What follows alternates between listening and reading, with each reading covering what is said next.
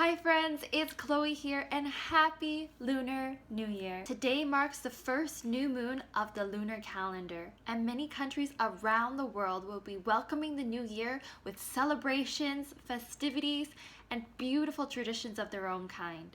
Growing up in Hong Kong, the Lunar New Year was my favorite festival. It was the time where we got to gather with all of our extended family and we would celebrate with so much food and gifts and games. It would always be an amazing time. And today I wanted to share a traditional food that my family would typically eat during the Lunar New Year. Today we will be making Tang Yuan, which is a glutinous rice flour ball filled with sesame paste. And they are typically served in a sweetened ginger tea. Now Tang Yuan is actually very special because its round shape is symbolic of family and togetherness.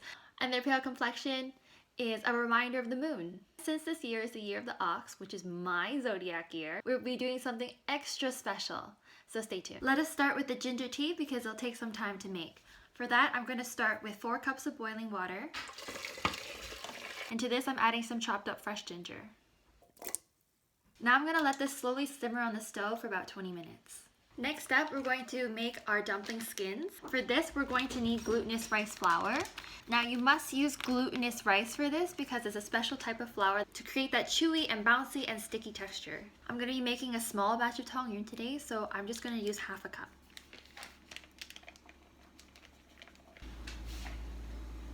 Oops, I have a little bit more than half a cup. I'm going to add it to my bowl.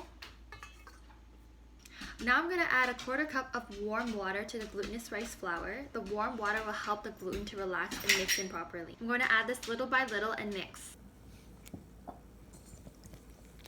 The exact flour to water ratio is not a precise science. It will depend on factors such as humidity or how stale or how old your flour is. But the key thing we're looking for is the texture, and I'll show you that when I get there. So you can see the dough is coming together slowly, but it's still quite dry, so I'm going to add a little bit more warm water.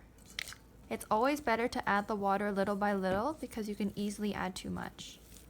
If you add too much, then just adjust accordingly with the flour. So the texture that we're going for is soft and pliable, but not too wet or dense.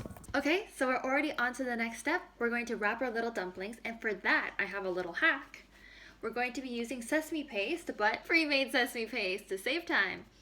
I have already gone ahead and pre-measured each little ball of sesame paste. Each one weighs about 6 grams, and I shape them and then put them in the freezer ahead of time. This will make it so much easier to wrap. Now I want to work quite quickly here. So in the name of precision, I have an electronic scale here, and for that I'm going to use 14 grams of the dough to wrap each of the little balls. To do that, I just take a little bit of dough. It's very easy to work with. Measure it. Precision. Roll it into a ball. Honestly, this feels like Play-Doh. It's so much fun. And with clean fingers, you want to just press into the middle. It'll squish up like that. Take a sesame ball and put it into the middle. Be careful because now your finger's a little dirty. Now you want to wipe it. Coax the little filling in without, well, trying your best not to get the outside dirty. Now the dumpling looks a little wonky, so you just give it a little shaping to make it into that perfect little ball. At this point, I'm going to put my little dumpling on a tiny piece of parchment paper, and I'll tell you why in a bit. I'm going to put this under a damp towel so that they don't dry out while I am wrapping all the other ones. So as I mentioned before, because this year is the year of the ox, I wanted to do something very special. So I'm actually going to make our Tang Yuan look like little oxes. And to do that, I have this really cool gel icing color, and I've reserved some of the dough to be some of the features of the cow. To color my dough, what I did was I'm going to take one of these little toothpicks and I'm going to use this red to be the snout. Then for my other features, I wanted to have antlers as well as some brown spots. So for that, I have this brown one here, and I'm only adding a little bit to each of them. And now I'm just going to mix the dough with my hands in order to get the color in. I've mixed in all my colors. It took a little bit of work, but now we want to work really quickly because it'll dry out if we don't. Okay, so now we want to decorate our Tang Yuan to look like little cows. So I've already shaped out my features. This one's going to be the nose. Pro tip, whenever you want to stick anything on, just add a little bit of water to the surface. Place it where you want it to be. Another thing is that while you're working, things may get a little dry, so you can again use some water to help nestle it to the right shape. Add some water. Stick down a little spot. I'm gonna also give him a little bit of antlers. Carefully put on some eyes. And last but not least, I actually saved some white dough to be the ears. For the finishing touch, you're gonna use a toothpick to poke the little nose holes, the little nostrils. Ta-da! And here are all my little cows. This one's my favorite.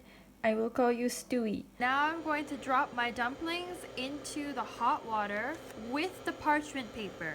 So I don't want to overcrowd the pan, but I will put probably a couple in. As it boils, you'll find that they start floating and then the parchment paper comes right off. Once our dumplings are floating, we know that they're done. I'm going to take this little guy out and put him over into a bowl. Bloop. Ta-da! Look, they're done. And look, Stewie made it. They all made it. And we're done. Our dumplings are all boiled and the ginger tea is done as well. For the ginger tea, what I did was I fished out all the ginger pieces and then I dissolved some brown sugar in there. The brown sugar is to your taste, to your liking.